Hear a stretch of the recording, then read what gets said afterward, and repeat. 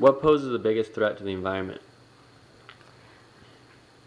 Out of humankind, I would say corporations, because they are the people in control of absolutely everything, all the resources of this land.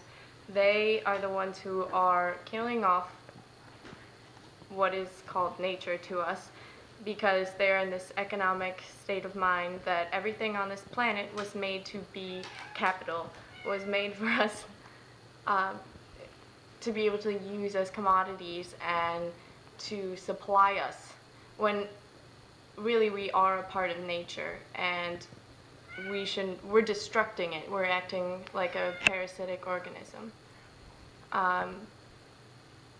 We're not helping it whatsoever. So it's these corporations that may seem like friendly people because they're employing the entire world's population, but in fact they're doing it with the only prerogative to make money and to make a name for themselves and their family and future generations to come. What are the biggest environmental problems in the U.S.?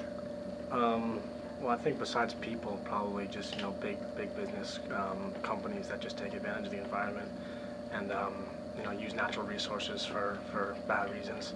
Don't clean up their messes and just leave things in worse shape than when they started. Where do you rank the U.S. on environmental cleanliness?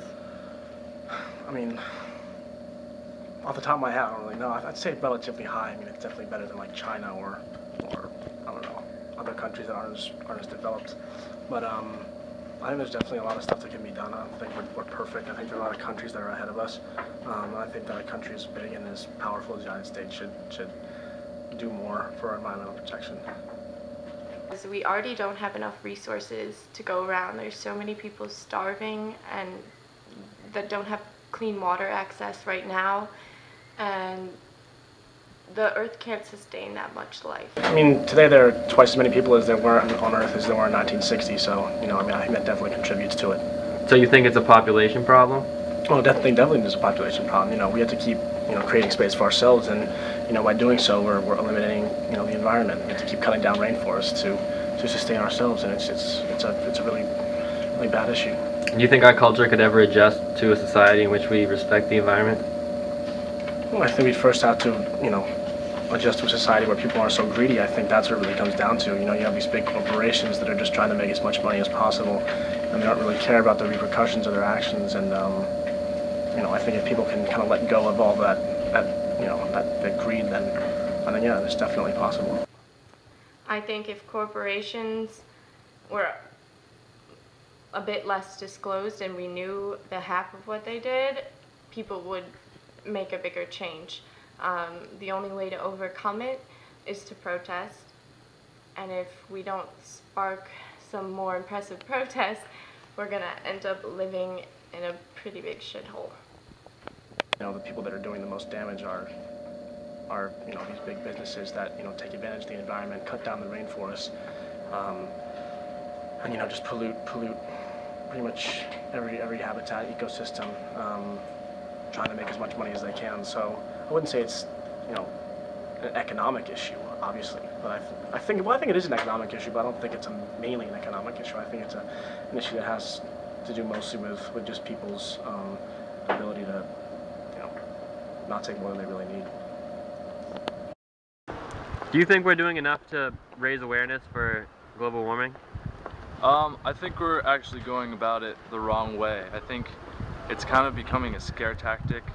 Like, a lot of people are afraid of global warming and they either have a negative reaction and just kind of ignore it, or acknowledge it but don't really try to do anything about it, and just they're just kind of paranoid about it. So big corporations are impersonal with their surroundings? You can say that, of course, definitely. They exploit to the fullest the surrounding area. Yeah, the wetlands are an essential part in protecting us from hurricanes and storm surges that they cause and all the flooding.